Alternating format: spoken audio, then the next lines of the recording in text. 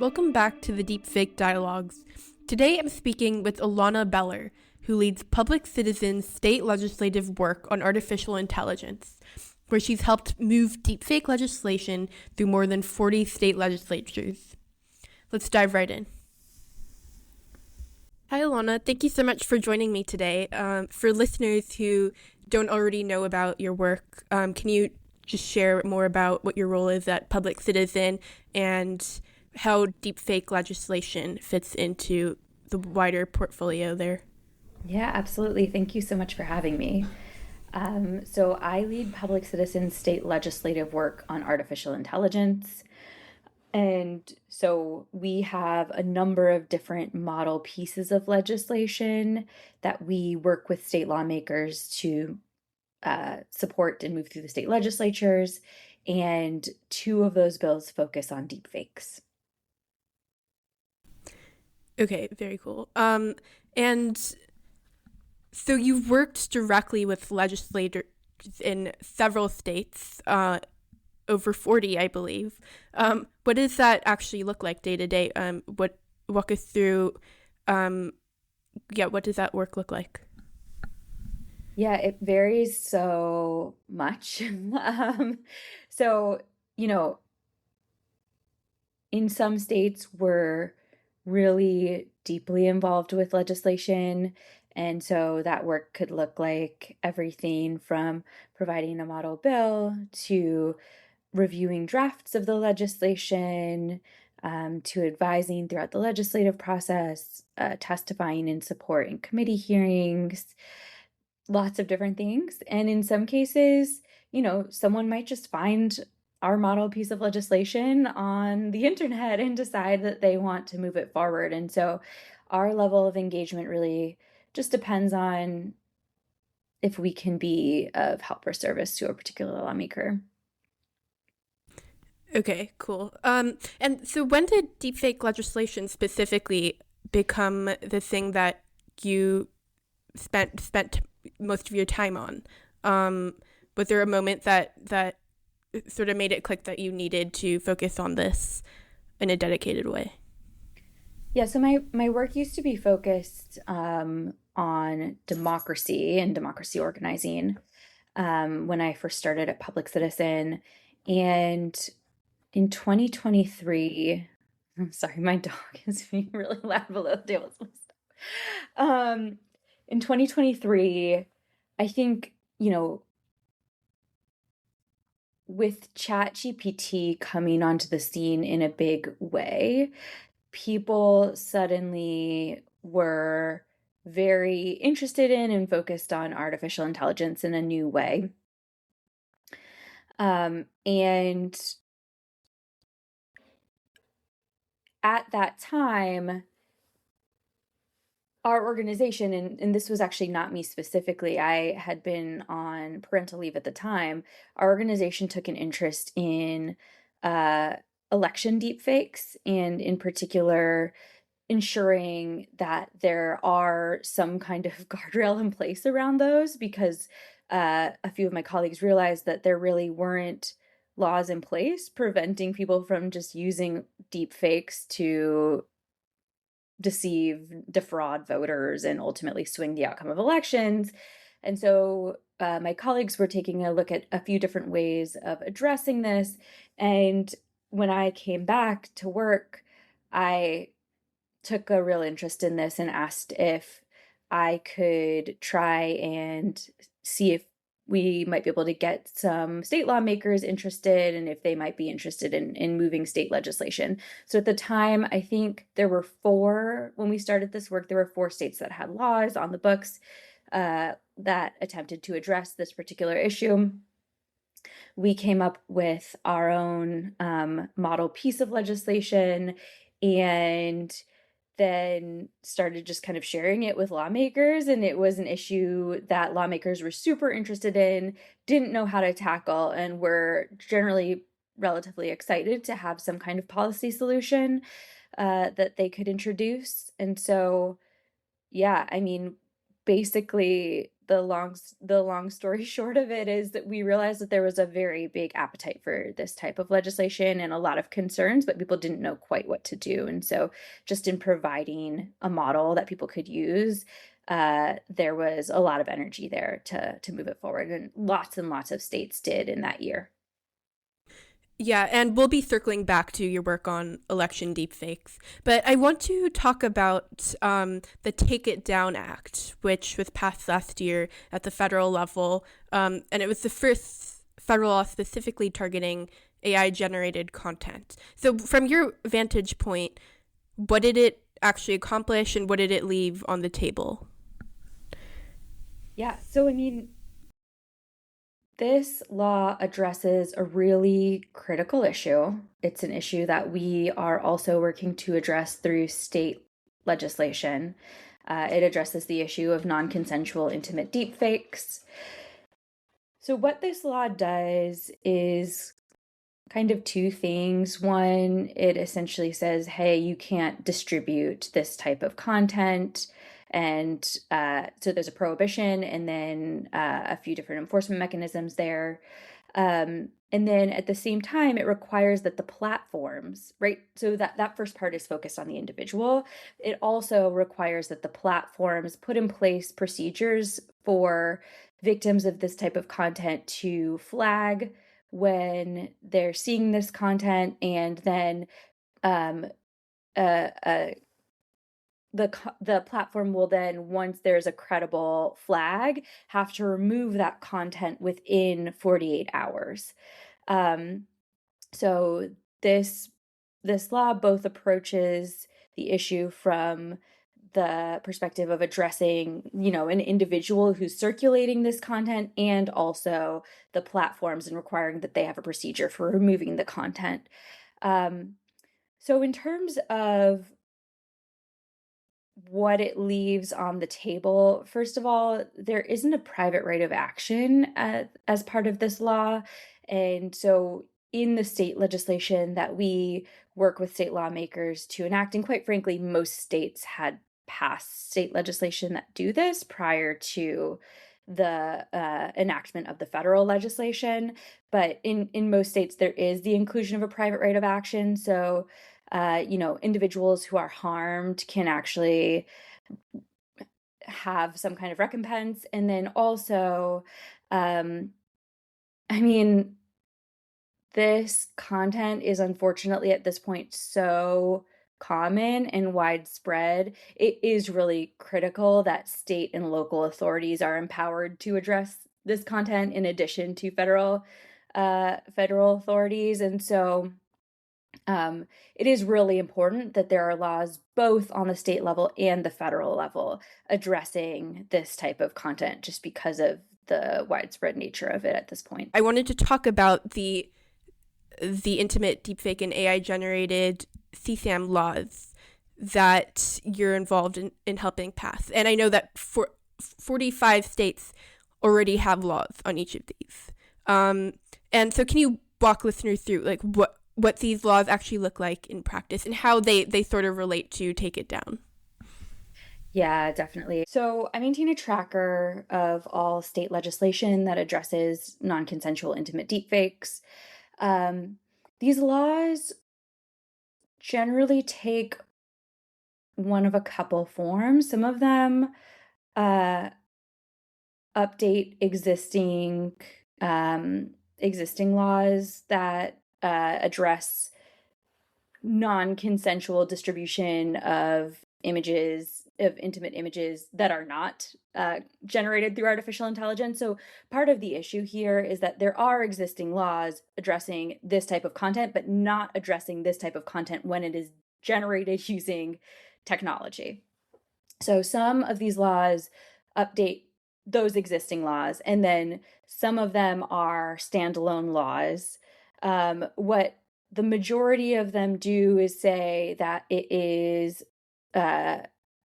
prohibited to circulate this type of content. Some of them also prohibit the generation of this type of content in addition to the circulation. Side note on that, it tends to be much easier to determine who circulated the content rather than who generated it. Um, that being said, some do both address both the circulation and the generation. And a lot of these state laws include both a private right of action and some kind of AG enforcement or Attorney General enforcement. Yeah, that's kind of the gist of what these laws tend to look like. Yeah, and I know that the variation between states is pretty significant. So what, in your opinion, would separate a strong, intimate deepfake law from a weak one? Yeah, well, there are a couple of things. First of all, enforcement, right? Like one of the biggest kind of differences between the state laws is the enforcement mechanism. As I mentioned before, it is really important for and really valuable for states to have a private right of action, in addition to other types of criminal penalties. I also think a big part of this is what satisfies the consent requirement, right? So in these laws, you want to ensure that there is a high standard for what establishes consent. Ideally, some kind of written consent where the person is being fully informed of what the content, if someone's being filmed, what is being distributed and where the distribution would happen. And so, just like a baseline oral consent should not be satisfactory. You want something where the person is writing their consent and fully informed. Yeah, and I know that California was in the process of introducing like a nudification app ban, where they're trying to target the actual applications or the application layer that enables these nudification services. What are your thoughts on that?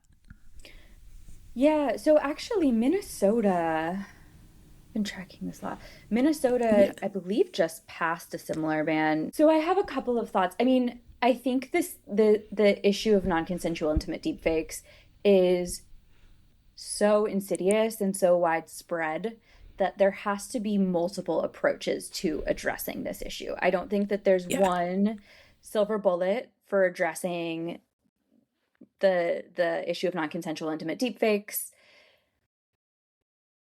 I think the idea of both approaching it by addressing the distribution and addressing concerns related to the platforms are both two really valid ways and important ways of addressing this type of content.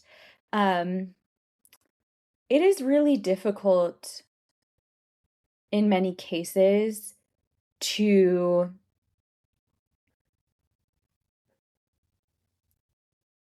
really adequately hold these platforms accountable. That's for a number of reasons. I mean, a lot of them are not based in the United States. A lot of them are kind of using means that are difficult to trace. There's lots of ways in which these platforms are difficult to hold accountable. That being said, should we have laws in place that seek to do so? Absolutely. Can we hold some of them accountable? Absolutely. Are we going to be able to hold all of them accountable through laws in the United States alone? Probably not. That doesn't mean it's not worth trying. So, Yeah. yeah. Yeah, and I wonder whether passing these laws, yeah, even if, as you mentioned, a lot of them are based outside of the U.S. and have kind of operating in shady, deceptive ways, whether passing these laws could still be helpful because it's a huge message to like payment processors and other services that these platforms rely on to run their businesses. Yeah. Yeah, absolutely. I mean, first of all, shady is a great word to use to describe what's going on here. Um, yeah, I mean, our laws signal our values, right? And so, like, absolutely, in passing these laws, we're signaling to people at every step of the process, hey, this is not something our society finds acceptable. We're going to try to address this from all angles, and we're not going to let this happen. I will also, just kind of going back to the Minnesota law, one other thing that this does that is really critical, that I do think we can more effectively address, is it doesn't allow, it also makes it such that platforms are not allowed to advertise these sites on, like, a social media platform would not be allowed to advertise these sites on their platform, which is something that, like, not too long ago, folks found that these types of apps were being advertised on major social media platforms, right? And so we want to make sure that at every step of the process through which someone would find and then use and then ultimately use the app to circulate content, that we're saying, hey, no, this is not okay, and we're gonna try to address every way in which we can make sure that this content is not being circulated on the internet and harming people.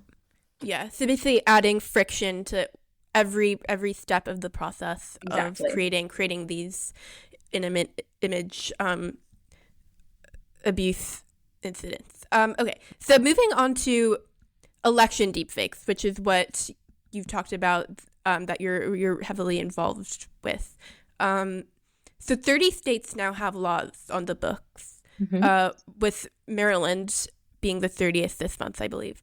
Mm-hmm. What do these states actually? Sorry, what do these laws actually do, and how much do they vary between states? Yeah. So again, there is variance between states. There is kind of a general format that these laws tend to take. What they usually do is they prohibit the distribution of an election deepfake without a very clear and present label, uh, noting that the content is AI generated or fake. The label really varies from state to state. Um, Many of these laws also provide for the opportunity to seek injunctive relief. So, a candidate who is the victim of this type of deep fake would be able to request that the content be removed immediately.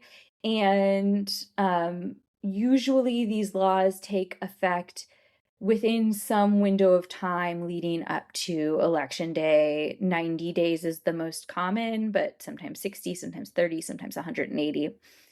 Um, and then there are usually a handful of exemptions, for example, for satire and parody, um, and then for certain types of broadcasting uh, and etc. And what do you mean by when you say election deepfakes? So is it any deepfakes that are targeting someone who's running for an election? Yeah, Great what question. does that mean? So usually the content that is being regulated is uh, content that is realistic enough that a reasonable person would believe they're seeing someone do or say something they never actually did or said in real life. And usually it is content that depicts a party or a candidate in some way doing or saying something they never actually did in real life. And on top of that, generally there has to be an intent to uh, to harm the reputation of the candidate or otherwise deceive a voter. Yeah. Yeah, very interesting, because I know that a lot of political deepfakes are people will say that, oh, my intention was not to deceive, it was just satire, parody, or Mhm. entertainment. So yeah, that it definitely is a fuzzy line, for sure. Yeah, absolutely. Yes, it is. It is a difficult line to draw. These laws were crafted with an abundance of caution for the First Amendment, which is why there are these exemptions, why there is this labeling requirement, and it's not a ban. Um, and so, what they ultimately do is identify the most potentially harmful content, right? Like realistic content that the voter would think is real, that they would believe someone is doing or saying something other than what they actually did or said in real life. And the greatest concern would be this if this content is circulated very close to election day, right? Like the nightmare scenario here is someone circulating a deep fake close to election day that deceives, that defrauds the voters, and ultimately swings the outcome of an election. And so beyond traditional deepfakes are what's existed for a really long time are these other low tech manipulation techniques, Yeah. like cheap fakes, or what they're called, where people can just use photo editing tools or other more manual methods of creating disinformation.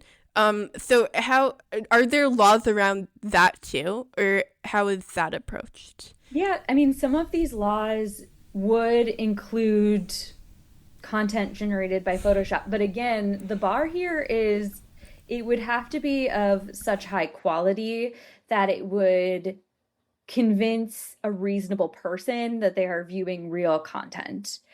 The thing about AI in this context is it absolutely supercharges this type of content, right? People can mass produce this type of content, they can distribute it in mass, and also the quality is just so much higher, right? Like in a lot of cases, the content that was generated before AI technology was widely accessible, and that it was, the technology used to create deepfakes was widely accessible. Most of the content that was created was probably not content that would deceive a reasonable person. Now, pretty much anyone can create content that would deceive a reasonable person if they have access to the internet and understand how to use the tools. So, um, yes, these laws could theoretically cover, that other type of content, but it would have to be a very high quality. Okay, yeah, and so beyond these two buckets of intimate image laws and election deepfake laws, are there any other categories of deepfake laws that are currently like what else is happening at the state level? Yeah, so the majority of the work has taken place in the context of election deepfakes and non-consensual intimate deepfakes.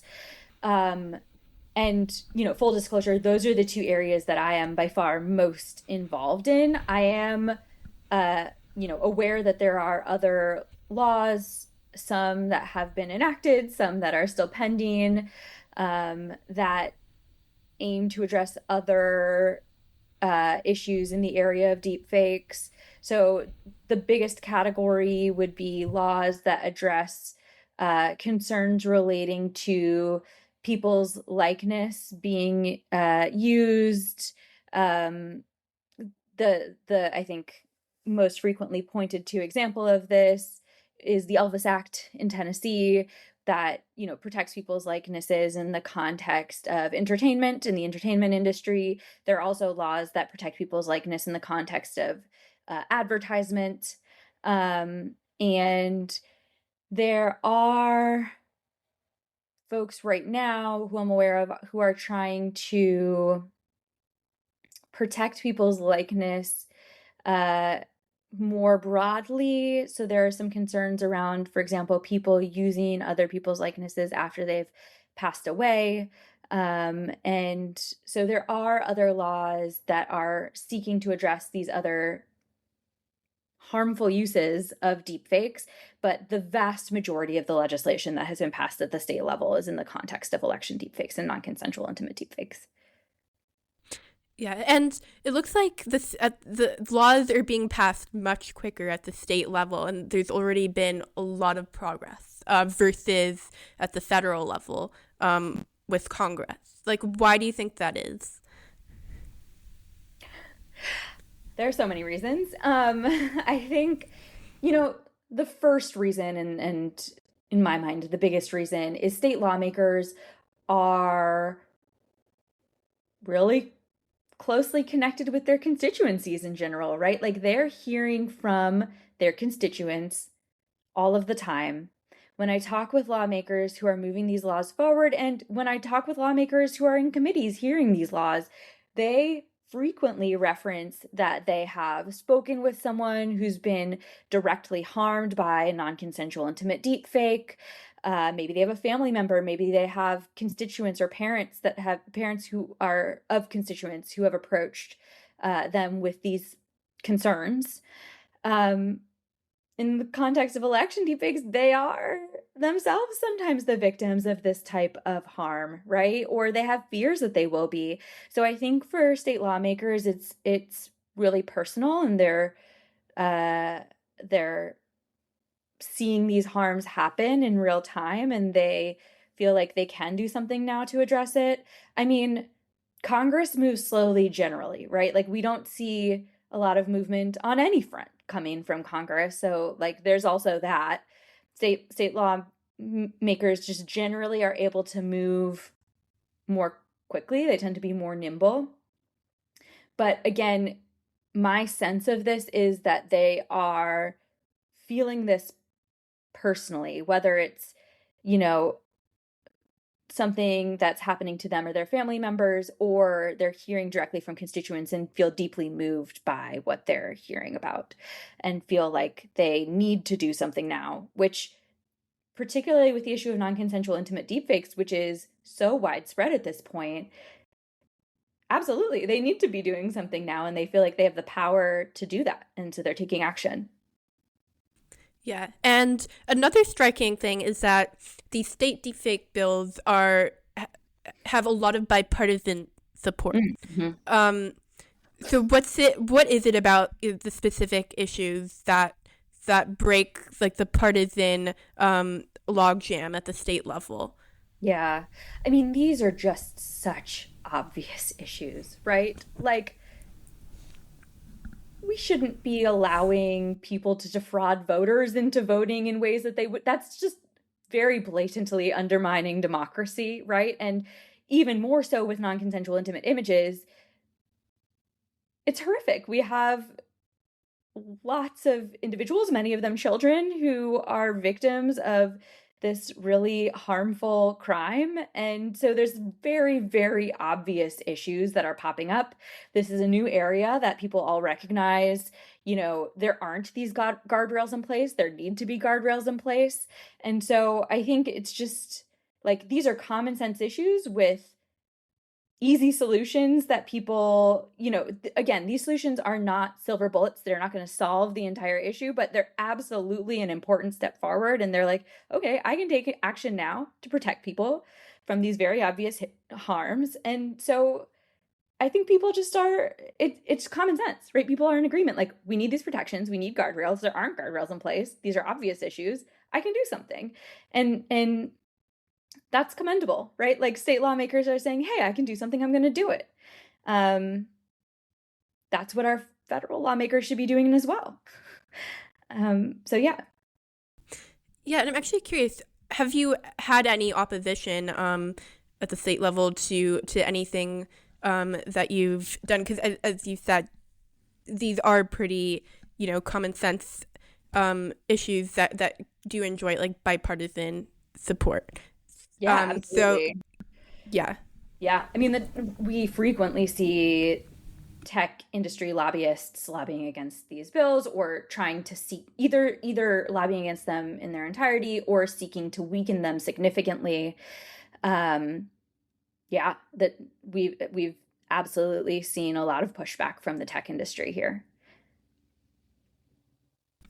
Yeah, interesting. And I know that, going back to tech and at the federal level, there's been a lot of tech influence in this administration when it comes to AI policy. And I know that there was a moratorium passed by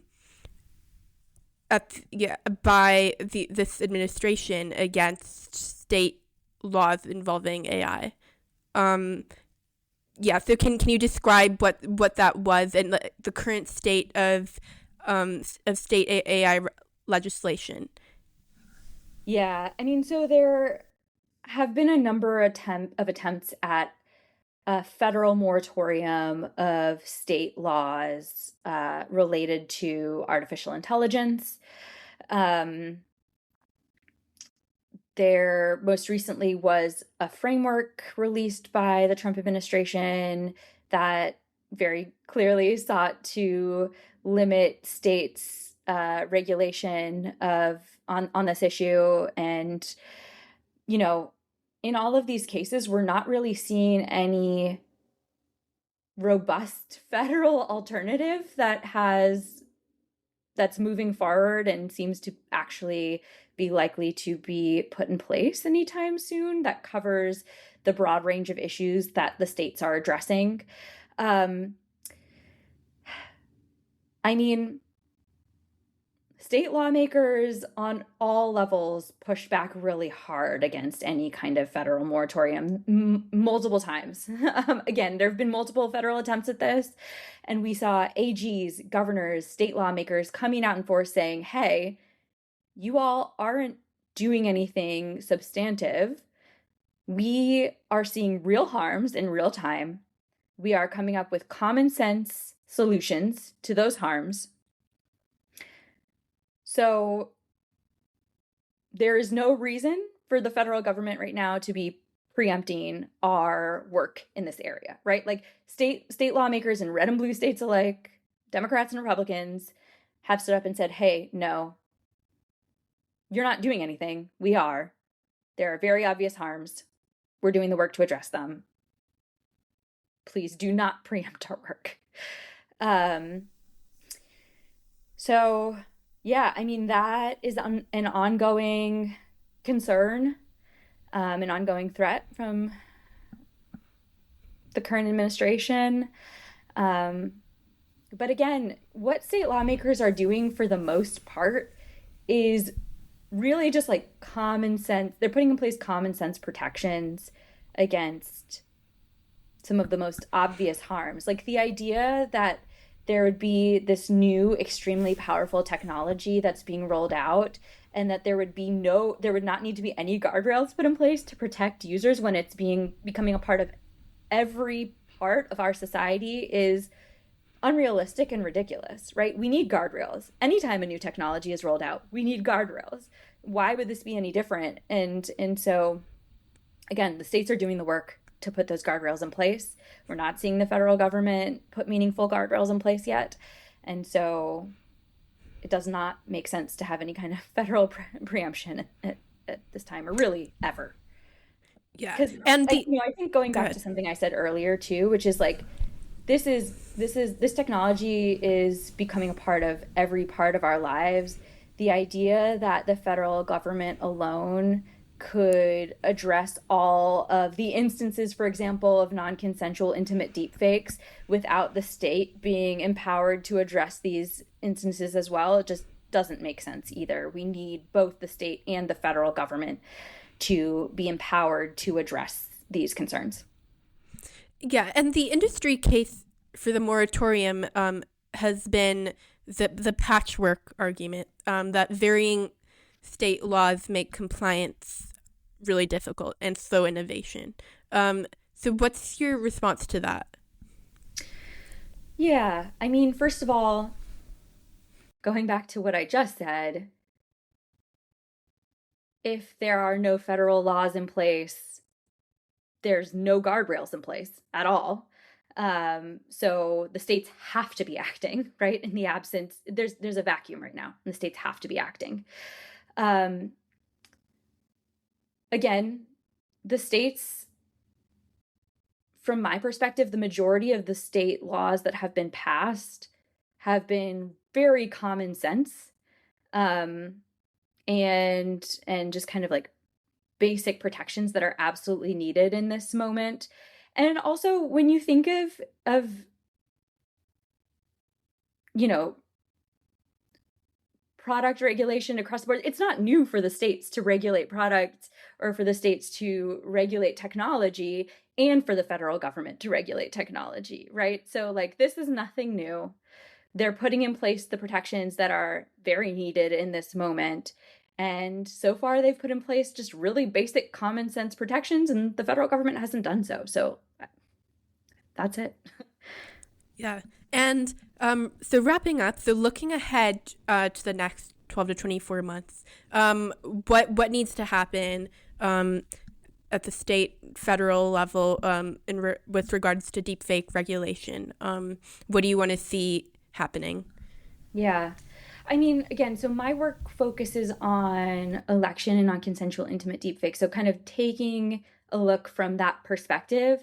There are still 20 states and DC that don't have election deepfake laws on the books. There are still a handful of states that don't have strong non-consensual intimate deepfake laws on the books.